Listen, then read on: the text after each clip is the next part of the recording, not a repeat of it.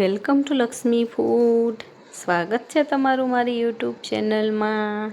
તો ચાલો, આજે આપણે બનાવવાના છીએ એકદમ હેલ્ધી, ટેસ્ટી અને ડાયટમાં ખાઈ શકાય. આનાથી વેટ લોસ પણ થશે અને કોઈ સુગરવાળા હોય કે કોઈને કોલેસ્ટ્રોલ હોય એ લોકો માટે તો એકદમ બેસ્ટ સવારનો હેલ્ધી નાસ્તો. સરસ મજાની રવાની વેજીટેબલ ઇડલી બનાવવાના છીએ.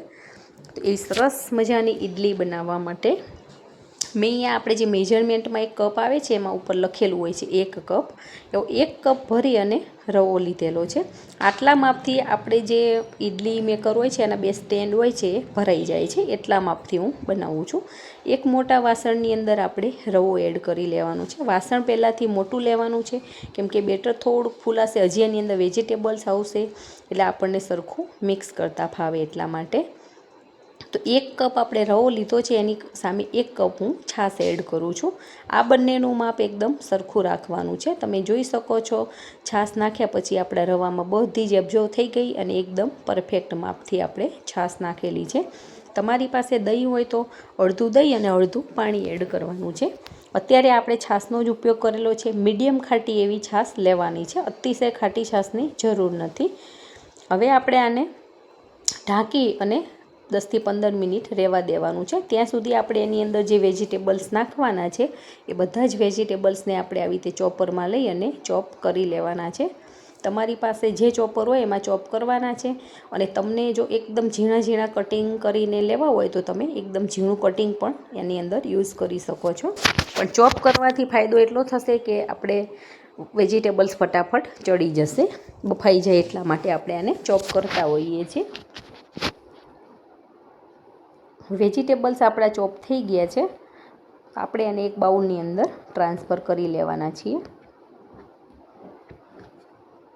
અને રવો આપણો ત્યાં સુધી સરસ ફરમન્ટ થઈ જાય એટલે એને આપણે 10-15 મિનિટ તો રહેવા જ દેવાનો છે, રેસ્ટ થવા દેવાનો છે. તો આપણી ઇડલી બહુ જ સરસ બનીને તૈયાર થવાની છે. હવે આપણે બેટરને ચેક કરી લઈશું. તો બધી છાશ એમાં એબ્ઝોર્વ થઈ ગયું છે અને બેટર થોડુંક આપણું જાડું થઈ ગયેલું છે, આવું કાઠું થઈ ગયું છે. તો હવે આપણે એમાં જરૂર પડે એટલું થોડુંક પાણી નાખતું જવાનું છે, પણ અત્યારે નહીં. આપણે પહેલાં વેજીટેબલ્સને મસાલા બધું કરી લઈએ કેમ કે વેજીટેબલ્સમાંથી ઘણી વખત પાણી છૂટતું હોય છે એનું પોતાનું. તો જરૂર લાગે તો જ આપણે એમાં થોડુંક પાણી એડ કરવાનું છે. એકદમ ઢીલું બેટર નથી બનાવવાનું, નહીં તો ઇડલી આપણી સારી નહીં બને, ચીકણી બનશે. હવે એની અંદર આપણે તીખાશ માટે લીલા મરચાં, લીલા ધાણા નાખેલા છે અને ટેસ્ટ પ્રમાણે એમાં મીઠું એડ કરી દેવાનું છે.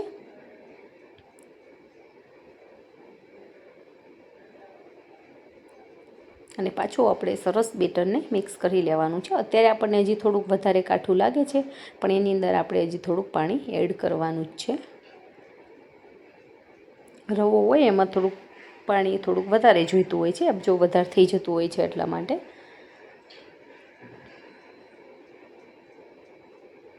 અહીંયા 100 ml જેવું પાણી એડ કરેલું છે અને આ રીતનું આપણે મીડિયમ થીક એવું બેટર બનીને તૈયાર થાય છે.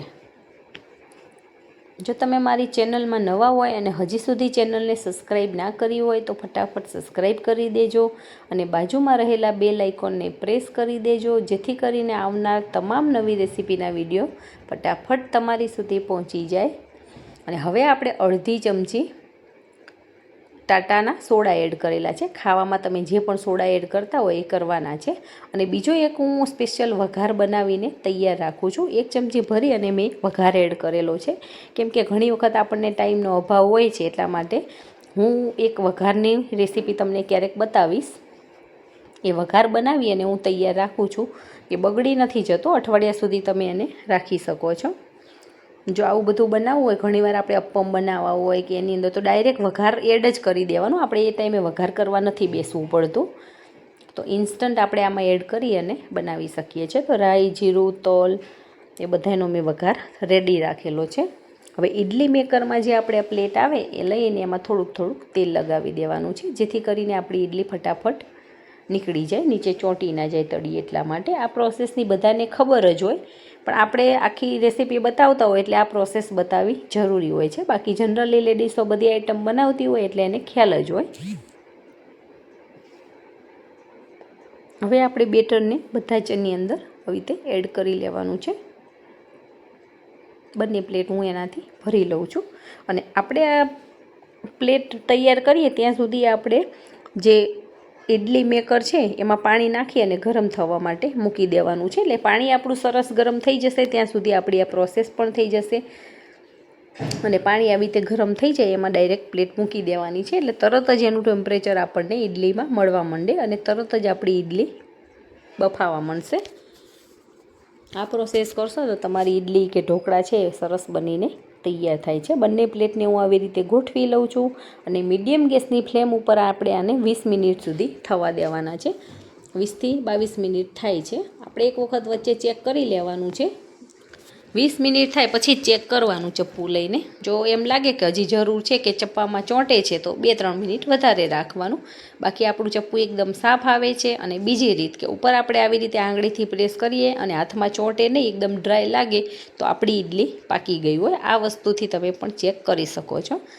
હવે એક નીચે આપણે આવી તો કાંઠીલો લીધેલો છે સ્ટેન્ડ, એની ઉપર આપણે ઇડલીનું સ્ટેન્ડ મૂકી દેવાનું છે, જેથી કરીને નીચેથી હવા અડે અને ઉપરથી અડે તો ઇડલી આપણી થોડીક સરસ એમાંથી વરાળ નીકળી જતી હોય છે.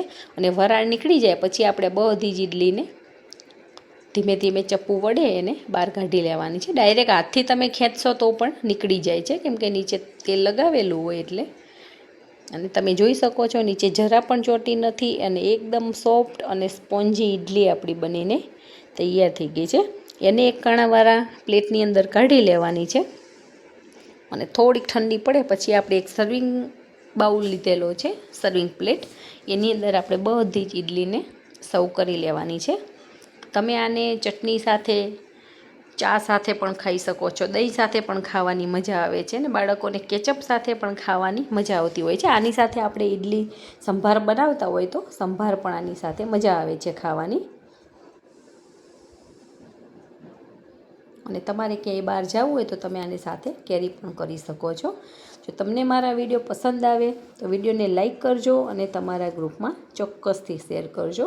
અને જોતાં જ ખાવાનું મન થઈ જાય એવી વેજીટેબલ રવા ઇડલી આપણી બનીને તૈયાર થઈ ગઈ છે. તો તમે પણ આવી રીતે બનાવો અને એન્જોય કરો. Thank you.